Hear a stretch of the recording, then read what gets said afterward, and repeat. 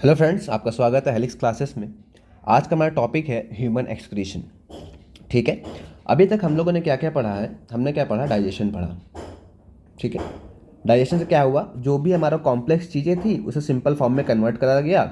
फिर उसका क्या करा हम लोगों ने? रेस्पिरेशन करा। वो सिंपल फॉर्म से हमने क्या प्रोड्यूस करा? एनर्जी प्रोड्यूस करी। ठीक है। अब रेस्पिरेशन क्या है? एक केमिकल रिएक्शन है।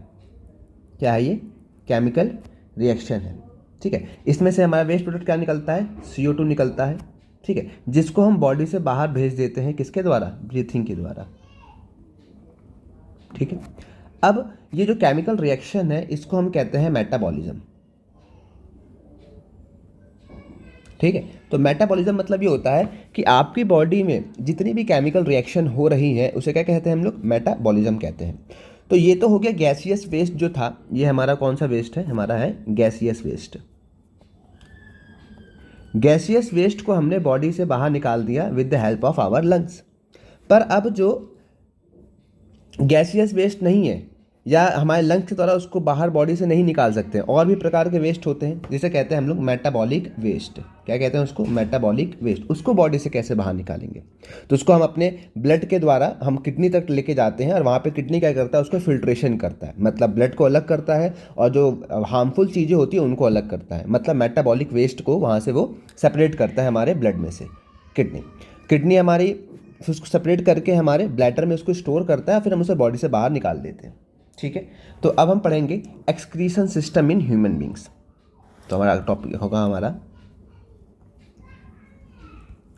Excretion system. ठीक है। इसमें भी हमारे बहुत सारे ऑर्गन्स के रोल प्ले होते हैं। ठीक है। मैंने क्या बताया कि हमारा जो ब्लड है सारे सेल्स के पास से मेटाबॉलिक वेस्ट कलेक्ट करेगा और उसको कहाँ ले आएगा? किडनी के पास लेके आ जाएगा। ठीक है। तो हमारी जो रीनल आर्टरी है, रीनल आर्टरी वो आर्टरी कहलाएगी जो हमारे ब्लड को कहाँ तक लेके आए? हमारे किडनी तक लेके आए। ठीक है। किडनी हमारी कितने नंबर में होती हैं? 2 नंबर में होती हैं। एक पेयर होता है उनका। हमारे बैक साइड में सिचुएटेड होती है एब्डोमिनल कैविटी के अंदर। कहाँ पे? एब्डोमिनल कैविटी में। ओके। एब्डोमिनल कैविटी मतलब पेट का खाली हिस्से को कहते हैं एब्डोमिनल कैविटी। 2 नंबर पेयर होती हैं। ठीक है। हमारी क्या होती हैं? रेनल मतलब होता है किडनी से रिलेटेड। ठीक है। जिस प्रकार से पल्मोनरी था वो लंग से रिलेटेड था, सेम प्रकार से रेनल जो होता है वो किससे रिलेटेड होता है? किडनी से। ठीक है। तो यहाँ पे रेनल आर्टरी और रेनल वीन है। जो लेके आएगी उसे रेनल आर्टरी कहेंगे, जो लेके जाएगी ब्लड को उसे रेनल वीन कहेंगे। ठीक है। यहाँ पे क्या होता है? ब्लड आ जाता है। ब्लड में यहाँ पे क्या होता है? फिल्ट्रेशन होता है। किडनी के अंदर क्या होता है? उसका फिल्ट्रेशन होता है। अब ये फिल्ट्रेशन क्या होता है? इसके अंदर बहुत सारे, बहुत मिलियंस क्या मौजूद होते हैं? नेफ्रॉन्स मौजूद होते हैं। क्या मौजूद होते हैं? नेफ्रॉन्स। मतलब किडनी का जो फंक्शन करेगा उसका यूनिट क्या कहलाएगी? हमारी नेफ्रॉन कहलाएगी। Okay okay. तो नेफ्रॉन हमारी फंक्शन यूनिट होती है किडनी की। नेफ्रॉन के द्वारा क्या होगा? ब्लड को फिल्टर करा जाएगा, ब्लड को छाना जाएगा। फिर वहाँ से क्या होगा? जो भी हमारा यूरिन बनेगा, जो भी हमारा यूरिन बनेगा उसको हम क्या करेंगे? यूरेटर के द्वारा हम दोनों किडनी से कहाँ डाल देंगे? हम यूरिनरी ब्लैडर के अंदर हम स्टोर कर लेंगे। ठीक है। फिर जब भी हम लोग को ब्लैडर एक पर्टिकुलर वॉल्यूम तक पहुंच जाएगा तो हमारे ब्रेन के पास सिग्नल जाएगा। ठीक है। क्या अभी स्ट्रेच होगा? क्योंकि देखिए जब इसके अंदर कोई चीज़ भरोगे तो ब्लैडर क्या होगा? स्ट्रेच होगा, और स्ट्रेच होगा तो वहाँ पर रिसेप्टर मौजूद होते हैं, हमारे स्ट्रेच रिसेप्टर। वो हमारे सिग्नल भेजते हैं कहाँ पर? ब्रेन के पास, और हम यूरेथ्रा के द्वारा हम बॉडी को, यूरिन को बाहर निकाल देंगे। ठीक है। तो इस प्रोसेस को कहते हैं मिक्चुरेशन। क्या कहते हैं हम लोग इसे? मिक्चुरेशन। मिक्चुरेशन वो प्रोसेस है जिससे हम यूरेथ्रा के द्वारा हम अपनी बॉडी से यूरिन को पास आउट करते हैं। ठीक है। ओके। अब हम बात करते हैं कि हमने देख लिया कि हमारे एक्सक्रीशन सिस्टम के अंदर क्या क्या आता है। हमारा पेयर ऑफ किडनी आता है। ठीक है। द यूरेटर्स आते हैं, वो भी हमारे क्या होते हैं? 2 होते हैं। ठीक है। और एक हमारा यूनरी ब्लैडर आता है जिसके अंदर क्या होता है? यूरिन स्टोर होता है। एक आता है यूरेथ्रा जिसकी वजह से बॉडी से यूरिन बाहर हम निकालते हैं। ओके। ठीक है। अगला टॉपिक पढ़ते हैं हम लोग, एक्सक्रीशन क्या है। ठीक है। उसका अगर डेफिनेशन लिखना चाहें, एक्सक्रीशन डेफिनेशन क्या कहलाएगी? The metabolic activities the metabolic activities of the body generates many kind of waste including nitrogen wastage. Okay, तो ये हमारी होगी एक्सक्रीशन की डेफिनेशन। क्या कह रहा है? द मेटाबॉलिक एक्टिविटीज़, मैंने बताया जो भी सेल की केमिकल रिएक्शन होती है उसमें बहुत प्रकार के वेस्ट जनरेट होते हैं, उसके अंदर हमारे नाइट्रोजन वेस्ट भी देखने को मिलता है, जिसको बॉडी से निकालने को क्या कहते हैं? एक्सक्रीशन कहते हैं। इसमें हेल्प हमारी क्या करती हैं? किडनीज हेल्प करती हैं। ठीक है, अब ये देखिए नाइट्रोजन जो वेस्ट होता है, नाइट्रोजिनस वेस्ट जो है हमारा, वो कितने प्रकार का हो सकता है? ठीक है, जितने भी लिविंग बींग है सब नाइट्रोजन वेस्ट ही निकालते हैं और वो बहुत ही ज़्यादा हार्मफुल होता है। ठीक है, तो जैसे कि फिश हो गई या एक्वेटिक जो ऑर्गेनिज्म है वो रिलीज़ करते हैं अमोनिया। ठीक है, और अमोनिया को बॉडी से बाहर निकालने के लिए बहुत ज़्यादा पानी चाहिए होता है, इसलिए वो कहाँ फिश में वो कहाँ रहते हैं? वो लोग पानी में रहते हैं। फिर इवोल्यूशन हमने पढ़ा होगा, फिर क्या हुआ कि टेरेस्ट्रियल आए, हम लोग आ गए। तो मान लीजिए जो उड़ने वाले पक्षी होते हैं, बर्ड्स हो गई है ना, बर्ड्स जो निकालती हैं वो यूरिक एसिड निकालती हैं। आपने एक चीज़ देखा होगा, जो बर्ड्स होती हैं उसका फीकल वेस्ट और एक्सक्रीशन दोनों साथ में आता है, उनका अलग से ये नहीं, यूरिन अलग नहीं करते और फीकल मटेरियल अलग नहीं करते, दोनों साथ में ही आता है। उसके फीकल मैटर में जो वाइट पार्ट होता है, अगर आपने कभी देखा होगा बर्ड्स का एक्सक्रीटा, तो उसके अंदर एक वाइट पार्ट होता है, वही उसे कहते हैं हम लोग यूरिक एसिड कहते हैं। ठीक है, फिर इसको सबसे कम पानी चाहिए होता है, लेस वाटर चाहिए होता है बॉडी से निकलने के लिए, क्योंकि देखो बर्ड्स को उड़ना है तो उनको अपना बॉडी वेट कम करना पड़ेगा, तो इसलिए इस तरीके से उनका एडेप्टेशन हुआ है। फिर बात करते हैं हम लोग की ह्यूमन बीइंग की बात करते हैं, या टेरेस्ट्रियल ऑर्गेनिज्म जो होते हैं वो रिलीज़ करते हैं यूरिया। क्या करते हैं? यूरिया। तो इसको थोड़ा बहुत पानी चाहिए होता है, ठीक है, as compare to ammonia. Ammonia को सबसे ज़्यादा वाटर चाहिए होता है बॉडी से बाहर निकालने के लिए। ओके, ठीक है। अब जो हम लोग बॉडी से एक्सक्रीटा निकाल रहे हैं, ठीक है, उसमें क्या क्या इंक्लूड होगा? हम बॉडी से क्या निकाल रहे हैं? एक्सक्रीशन। ठीक है, एक्सक्रीटेड मटेरियल जो होगा हमारा, उसके अंदर क्या क्या होगा? दो चीज़ होंगी। पहला तो हमारा होगा नाइट्रोजिनस वेस्ट, जो मैंने आपको बताया कि इसे बाहर निकालना बहुत इंपॉर्टेंट, बिकॉज ये बहुत हार्मफुल होता है। ठीक है, दूसरा हमारा क्या होगा? जो हमने एक्स्ट्रा पानी पिया है ना, तो एक्सेस वाटर हो सकता है। तीसरा क्या होगा? गैसेस, मैंने आपको बताया CO2 वगैरह जो होता है। और चौथा होगा हमारा सॉल्ट, क्योंकि पानी के साथ थोड़ा बहुत क्या होता है? सॉल्ट घुल मिल के भी बाहर निकल जाता है, पर हम कोशिश करते हैं कि जो जितना हमें सॉल्ट चाहिए उसको वापस एब्जॉर्ब कर लिया जाए। ठीक है, एक्सेस जो वाटर होता है वो किस फॉर्म में निकलता है? दो फॉर्म में, एक क्या होता है हमारा? स्वेट, और एक होता है हमारा यूरिन। ठीक है, स्वेटिंग आप लोग को पता होगा, ये भी क्या है? एक्सक्रीशन ही तो है। ठीक है,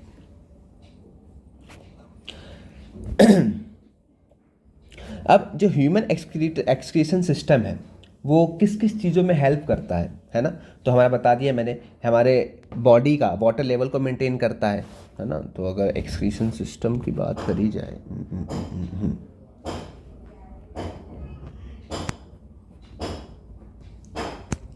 एक्सक्रीटरी सिस्टम जो होता है वो क्या क्या करता है हमारा?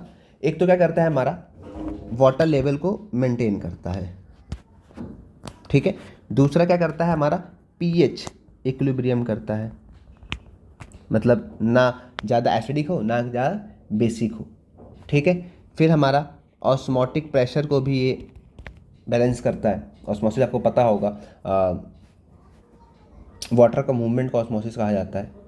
ठीक है, फिर जो भी हम दवाइयाँ वगैरह खाते हैं, है ना, जो हम दवाइयाँ खाते हैं उनका सब जो भी टॉक्सिक्स होता है, ड्रग्स जो हम लेते हैं, जो दवाइयाँ लेते हैं, उनका जो भी वेस्ट प्रोडक्ट होता है उसको भी बॉडी से बाहर निकालने में हेल्प करता है। ठीक है, ब्लड प्रेशर को रेगुलेट करता है, ये ब्लड प्रेशर में काम आता है, ये मतलब ओके करता है ये।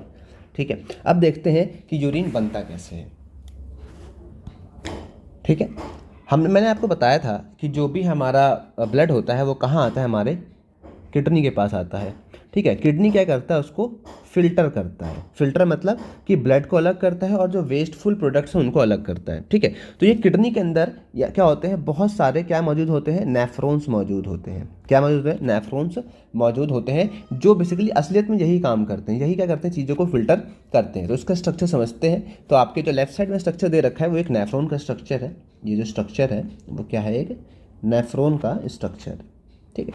इसमें क्या हो रहा है कि ब्लड आ रहा है, ठीक है। एफरेंट आर्ट्रियोल जो होता है वो ब्लड को लेके आया, ये ब्लड को लेके आया, ठीक है। यहाँ पे क्या है, ग्लोमेरुलस है, एक छन्नी लाइक स्ट्रक्चर होता है यहाँ पर, ये ग्लोमेरुलस है। यहाँ पे क्या होता है, ब्लड आया, ब्लड आने के बाद क्या होता है, यहाँ पे चीज़ें छनती हैं, थोड़ा फिजिकल लेवल पे चीज़ें चलती हैं, जो मोटी चीज़ें वहीं रहती हैं और जो बारीक चीज़ें होती हैं वो आगे चली जाती है। मतलब ग्लोमेरुलस जो होता है आयंस को नहीं छान सकता है, ठीक है। मतलब एक्स्ट्रा फिल्ट्रेशन, अल्ट्रा फिल्ट्रेशन नहीं कर सकता है, ठीक है। हल्का फुल्का लेवल पे फिल्ट्रेशन करेगा और फिर ब्लड को आगे छोड़ देगा, बाकी जो बचा हुआ है वो हमारा आगे चला जाएगा, ठीक है। तो इससे क्या होगा, ये हमारी चीज़ें जो भी यहाँ पे थोड़ी देर के लिए रुकता है यहाँ पे ग्लोमेरुलस पे ब्लड, फिर वो एफरेंट आर्ट्रियोल से बाहर निकल जाता है, ठीक है। और देखिए ग्लोमेरुलस के ऊपर एक कैपलेस स्ट्रक्चर, उसे कहते हैं बोमेन्स कैप्सूल, ठीक है। अब क्या होता है, जब यहाँ से ब्लड जा चुका है, यहाँ पे जो भी चीज़ है वो क्या आते हैं, नेफ्रॉन के ट्यूब्स पर आता है। ये नेफ्रॉन के जितने दिख रहे हैं ये सब चीज़ें, ये सब क्या है, नेफ्रॉन के ट्यूब्स मौजूद है बहुत सारे, ठीक है। इसमें क्या होता है, अल्ट्रा फिल्ट्रेशन देखने को मिलता है। तो जो हमारा बाकी का बचा हुआ फिल्ट्रेट है वो कहाँ बताया गया, हमारे ट्यूब्स में आ जाएंगे, नेफ्रॉन्स के ट्यूब में आ जाएगा, ठीक है। फिर क्या बात करता है, यहाँ पे क्या होता है, इसके अंदर ग्लूकोज मौजूद होता है, ठीक है, अमीनो एसिड मौजूद होते हैं, सॉल्ट मौजूद होता है। तो यहाँ पे क्या होता है, फिल्टर हमारा ग्लूकोज, अमीनो एसिड्स, ठीक है, सॉल्ट और वाटर। तो क्या होता है, रीएब्जॉर्प्शन होता है इनका, क्या होता है, रीएब्जॉर्प्शन होता है। क्योंकि ये सब क्या है, इंपॉर्टेंट है ना हमारे बॉडी के लिए। अगर इसको बॉडी से बाहर निकाल देंगे फिर हमें क्या हो जाएगा, डेफिशिएंट हो जाएंगे इस चीज़ के लिए। तो जो जो इंपॉर्टेंट चीज़ें हैं उनका क्या करते हैं, वापस उसको रीएब्जॉर्ब कर लेते हैं यूरिन बनने से पहले, ठीक है। तो यहाँ पे क्या हो जाएगा, ये सब चीज़ें एब्जॉर्ब हो, देखिए H2 बाहर एब्जॉर्ब हो रहा है, फिर देखिए आयंस हमारे एब्जॉर्ब हो रहे हैं, ठीक है। तो यहाँ से आने के बाद क्या होता है, जो भी यूरिन है वो क्या होता है, कंसनट्रेट हो जाता है यहाँ पर आने के लिए, कंसनट्रेट हो जाता है। क्यों, बिकॉज हमने एक्सेस वाटर जो है वो क्या निकाल दिया। तो पहले क्या था, वो डाइल्यूट था, हमने सारा पानी इसमें से निकाल लिया, तो क्या हो गया, वो कंसनट्रेट हो गया। अब देखिए पानी कितना एब्जॉर्ब होगा, है ना, कि वाटर जो है कितना एब्जॉर्ब होगा वो डिपेंड करता है आपके इन्वायरमेंट पे ऊपर या आपके ऊपर, ठीक है। अगर आपने कम पानी पी रहे हैं, ठीक है, दिन में आप कम पानी पी रहे हैं तो बॉडी के पास ऑलरेडी पानी की कमी है, तो चाहे कम से कम यूरिन बनाए, तो क्या होगा, बहुत ज़्यादा वाटर एब्जॉर्ब होगा। फिर आपका मिक्सचुरेशन जो करेंगे, जब आप यूरिन करेंगे तो आपको थोड़ी बहुत जलन महसूस होगी। क्यों, क्योंकि बिकॉज यूरिन जो है बहुत ज़्यादा कंसनट्रेटेड होता है और उसका पीएच थोड़ा एसिडिक होता है, ठीक है। और कितना ज़्यादा आप यूरिया बना रहे हैं, क्योंकि मैंने बताया यूरिया को बाहर निकालने के लिए क्या चाहिए होता है, पानी चाहिए होता है। अगर आप ज़्यादा यूरिया बनाएंगे, है ना, अगर आप ज़्यादा ड्रग्स दवाइयाँ वगैरह खा रहे हैं, ज़्यादा आपका मेटाबॉलिज्म हो रहा है, तो आप ज़्यादा यूरिया बनाएंगे। ज़्यादा यूरिया बनाएंगे तो पानी भी आपको ज़्यादा लगेगा। तो यह होगी कि दो कंडीशन हो गई जिस पे डिपेंड करता है कि वाटर कितना एब्जॉर्ब होगा कि नहीं होगा। और बाहर टेम्परेचर पे गर्मी के दिनों में देखा होगा आपका यूरिन कम निकलता है, क्यों, बिकॉज आप पानी जो है ऑलरेडी लॉस कर रहे हैं स्वेटिंग के द्वारा, है ना। पर ठंड में आपको यूरिया जो है ज़्यादा बनता है, आपको बार बार अर्ज होता है कि चलो बार बार टॉयलेट जाया जाए, ठीक है। अब आगे बात करते हैं, ये सब क्या हो गया, यूरिन बन चुका, ठीक है, यूरिया हमारा बन चुका है। अब यूरिया क्या होगा, कलेक्टिंग डक्ट के द्वारा स्टोर होगा। अब एक चीज़ समझते हैं, देखिए ये तो हो गया एक न्यूरॉन, एक नेफ्रॉन हो गया हमारा, ठीक है। इस प्रकार से क्या होते हैं, बहुत सारे हमारे किडनी के अंदर मौजूद होते हैं, ठीक है। इन सब में क्या बनाएंगे, यूरिन बनेगा, है ना, सब में क्या बनेगा, यूरिया बनेगा। और ये सारा यूरिया एक जगह पे जाके क्या होगा, कलेक्ट होगा, एक जगह पे जाओगा कलेक्ट होगा, उसे कहूँगा मैं कलेक्टिंग डक्ट। क्या कह दूंगा इसको मैं, कलेक्टिंग डक्ट। तो सारा जो नेफ्रॉन्स का जो एंड पार्ट कहाँ खुलेगा, हमारा कलेक्टिंग डक्ट के अंदर खुलेगा। कलेक्टिंग डक्ट मतलब वो पाइप जहाँ पे चीज़ें कलेक्ट हो रही हैं। और फिर ये कलेक्टिंग डक्ट हमारा कहाँ जाके ओपन होगा, यूरेटर के अंदर। कहाँ ओपन होगा हमारा, ये यहाँ से मान लो, ये मान लेते हैं क्या है हमारा, यूरेटर। और ये यूरेटर कहाँ जाके ओपन होगा, हमारा यूनरी ब्लैडर में। ये हमारा क्या हो गया, ब्लैडर। यहाँ पे क्या होंगे, चीज़ें स्टोर होंगी। और जब भी इसका एक्सपेंड करेगा हमारे ब्रेन को सिग्नल जाएगा कि हाँ जी एक वॉल्यूम पे आ चुके हैं, इसको अब बॉडी से बाहर निकाल दो, ठीक है। हमारा जो किडनी है एक दिन में 180 लीटर जो होता है फिल्ट्रेट बनाता है। मतलब बेसिकली बार में इतना तो ब्लड नहीं होता, पर बार बार सर्कल होता होते होते होते कितना 180 लीटर होता है, पर हम दिन में सिर्फ 2 लीटर यूरिन ही बॉडी से बाहर निकालते हैं। मतलब सारा का सारा चीज़ क्या होता है, एब्जॉर्ब हो जाता है। ओके, उम्मीद है आपको एक्सक्रीशन अच्छे से समझ में आ गया होगा। ठीक है, अब देखिए थोड़ा बहुत ये समझ लेते हैं कि मान लीजिए किसी की किडनी खराब हो गई है ना। ठीक है, आर्टिफिशियल किडनी की बात करते हैं।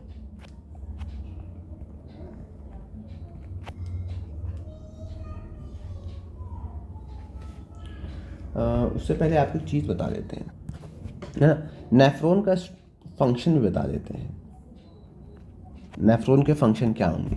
पहली बात क्या है, ये एक्सक्रीशन में हेल्प करता है, हमारा एक्सक्रीशन ऑफ नाइट्रोजिनस वेस्ट। ठीक है, फिर दूसरा क्या है, वाटर और आयनिक बैलेंस को मेंटेन करता है। वाटर एंड आयनिक बैलेंस को ये क्या करता है, ये मेंटेन करता है।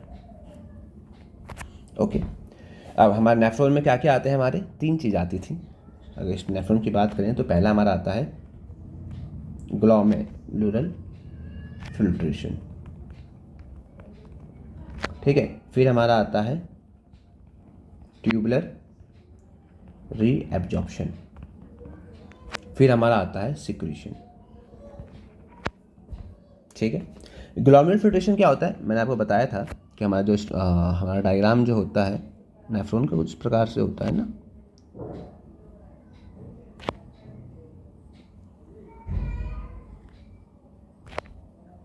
ठीक है, तो ये वाला जो पार्ट है इसमें क्या होता है, ग्लोमेरुलर फिल्ट्रेशन होता है। ठीक है, इसमें क्या क्या होता है, हम क्या करते हैं, nitrogen waste, glucose, water, amino acid को ब्लड से फिल्टर कर लेते हैं। ठीक है, जो बड़ी बड़ी चीज़ें होती हैं। ठीक है, तो N2 वेस्ट हो जाएगा हमारा, फिर क्या हो जाएगा, ग्लूकोज हो जाएगा, फिर क्या हो जाएगा, वाटर, अमीनो एसिड, ये सब चीज़ें क्या होते हैं, हम लोग फिल्टर कर लेते हैं। कहाँ पर, ग्लोमेरुलर फिल्ट्रेशन के अंदर। ठीक है, फिर ट्यूबुलर रीएब्जॉर्प्शन क्या होता है कि मान लो जो यूज़फुल चीज़ें हैं, है ना, तो यूज़फुल सब्सटेंस जो होता है बॉडी वापस क्या कर लेती है, एब्जॉर्ब कर लेती है। ठीक है, तो यहाँ पे क्या हुआ, फिल्टर हुआ, फिर जो हमें चाहिए उसको क्या कर लेंगे, वापस हम क्या कर लेंगे, एब्जॉर्ब कर लेंगे हम इन ट्यूब्स के द्वारा। तो क्या कर लेंगे, ट्यूबुलर रीएब्जॉर्प्शन। ये हमारा क्या है, ट्यूब है, यहाँ पे क्या होता है, रीएब्जॉर्प्शन होता है, इसे कहते हैं, इसको ट्यूबुलर रीएब्जॉर्प्शन कहा जाता है। ठीक है, फिर सिक्रीशन क्या है, यहाँ पे क्या होता है, हम यूरिया और एक्स्ट्रा वाटर अपनी बॉडी से क्या करते हैं, सिक्रीट कर देते हैं, किसमें, ट्यूब्स के अंदर, जो कहाँ कलेक्ट होती हैं, हमारी यूरिनरी ब्लैडर के अंदर कलेक्ट हो जाती है, और फिर हम बाद में उसको बॉडी से बाहर निकाल देते हैं। ठीक है, अगर हम बात करते हैं कि सपोज करिए आपके पास 2 किडनी है ना, अगर एक फेल हो गई तो आप एक पे भी जिंदा रह सकते हैं। ठीक है, पर थोड़ा बहुत फिल्ट्रेशन का काम होगा, वो कम होगा, पर आप जीवित रह सकते हैं। पर आपकी दोनों किडनियाँ फेल हो गई तो आप क्या होंगे, आपके पास वेस्ट मटेरियल निकालने के लिए कोई ऑर्गन नहीं होगा। ठीक है, तो आप में क्या होगा, आपके अंदर वेस्ट मटेरियल इकट्ठा होने लग जाएगा, जो आपकी बॉडी को के लिए सही नहीं है, आपकी मौत भी हो जाएगी उस कारण से। ठीक है, तो यहाँ पे आता है आर्टिफिशियल किडनी हमारी, क्या आती है हमारी, आर्टिफिशियल किडनी आती है।